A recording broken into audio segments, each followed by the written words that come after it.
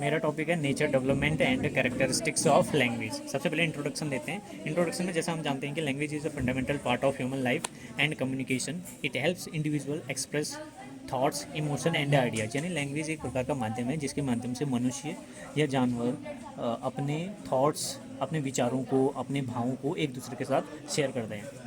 अब सबसे पहले देखते हैं कि nature of language. Nature of language में क्या देखते हैं कि the nature of language refers to its inherent qualities and the way it functions.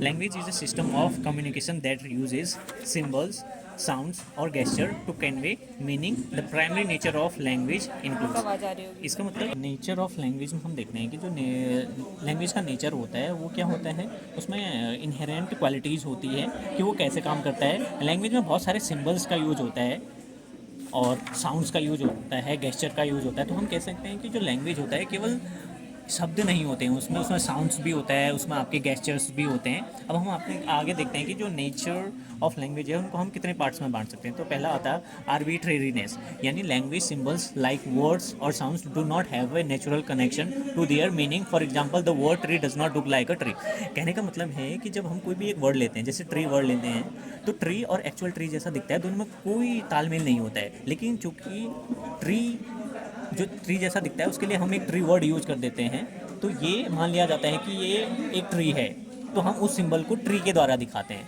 तो इसी प्रकार से जैसे बॉय, बॉय हम कहते हैं तो बॉय अपने आप में लड़के जैसा दिखता नहीं है, लेकिन लड़के के लिए हम बॉय का यूज़ करते हैं, तो ये एक प्रकार का सिंबल है जो दिखाता है कि बॉय सिंबल है लड़के का।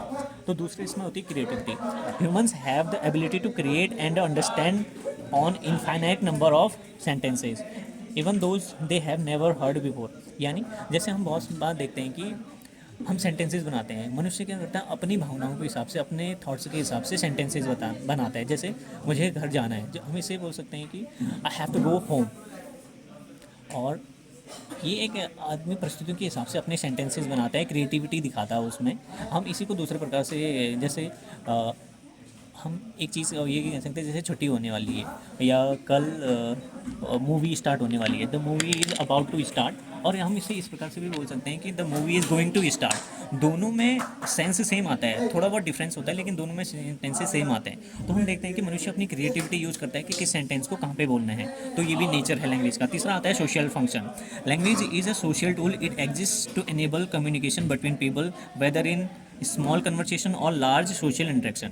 यानी हम लैंग्वेज का नेचर ये होता है कि हम उसे सोशल फंक्शन में यूज़ करते हैं। जैसे अगर दो लोगों के बीच जो बातचीत होती है वहाँ पे भी लैंग्वेज यूज़ होगी, लेकिन जब बहुत सारे फंक्शंस होगा, बहुत सारे जैसे सेमिनार्स हो गए, वहाँ पे भी लैंग्वेज का यूज़ होता है। तो यानी लैंग्वेज का नेचर ऐसा है कि ये दो लोगों के साथ, दो लोगों को अपनी भावनाओं को व्यक्त करने के लिए भी यूज़ होता है, और साथ ही साथ बहुत सारे लोग जब एक साथ होते हैं तब भी लैंग्वेज अपनी भूमिका निभाती है। अब हम अगला देखते हैं कि सिम्बोलिज्म, यानी language uses symbols such as words और singles to represent ideas, objects और action. This symbols can be spoken, written और गेस्चर्ड। यानी हम लैंग्वेज को सिंबल्स के माध्यम से भी दिखा सकते हैं। जैसे हम किसी को बुलाते हैं तो कम बोल सकते हैं, या अपने अपने हाथों के इशारों के द्वारा कम ऐसे भी बोल सकते हैं। तो ये दिखाता है कि हम लैंग्वेज को अलग अलग तरीके से बोल सकते हैं, और लैंग्वेज के लिए एक सिंबल का यूज़ कर सकते हैं, चाहे हम कम बोलें या उसको इशारे से इधर बुलाएं, तो दोनों का मतलब सेम है। अब देखते हैं कि development of language. Development of language में हम the key stages in language development देखते हैं। सबसे पहले pre linguistic stage, one word stage, two word stage, early multi words stage और लेटर स्टेज। और थोड़ा बहुत डेवलपमेंट ऑफ लैंग्वेज के बारे में देख सकते हैं कि language development is the process by which human acquires the ability to understand, produce and use language. If typically begins in early childhood and follows a predictable pattern. The key stages in language development are, तो हम अब देखते हैं कि इसकी की stages क्या होती हैं। सबसे पहले देखते हैं pre linguistic stage.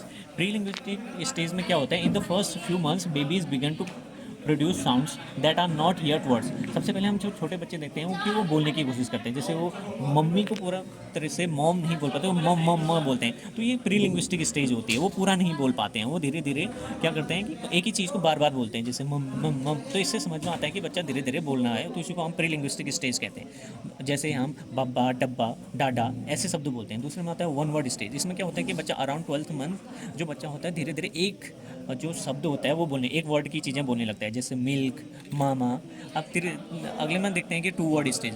Two word stages में क्या होता है कि जब बच्चा 18 से 24 महीने के बीच का होता है तो वो वर्ड, तो वो दो शब्द मिला के बोलता है, जैसे want milk, want toys, big dog, इस प्रकार की चीज़ें बोलता है। और लास्ट में हम देखते हैं कि अर्ली मल्टी वर्ड स्टेज में क्या होता है, between 2 and 3 years children begin using more complex sentences. इसमें क्या होता है, बच्चा थोड़े थोड़े कठिन शब्द बोलने लगता है, जैसे मुझे घर जाना है, इस प्रकार के सेंटेंसेस, जैसे I want to go home, इस प्रकार के सेंटेंसेस बोलने लगता है। और जो लेटर स्टेज होता है, इसमें क्या होता है, जब बच्चा 5 या 6 साल का हो जाता है, उसमें वो पूरी अपनी भावनाएं व्यक्त करता है, पूरा सेंटेंस के रूप में बोलता है, मुझे घर जाना है, मेरी तबीयत खराब हो रही है इसलिए मुझे घर जाना है, I want to go home because I am not feeling well. तो इस प्रकार के सेंटेंसेस बोलने लगता है बच्चा। लास्ट में हम देखते हैं कि कैरेक्टरिस्टिक्स ऑफ लैंग्वेज। इसमें क्या होता है कि सबसे पहले हम देखते हैं कि structure, systematic, cultural transmission, dynamic और यूनिवर्सैलिटी।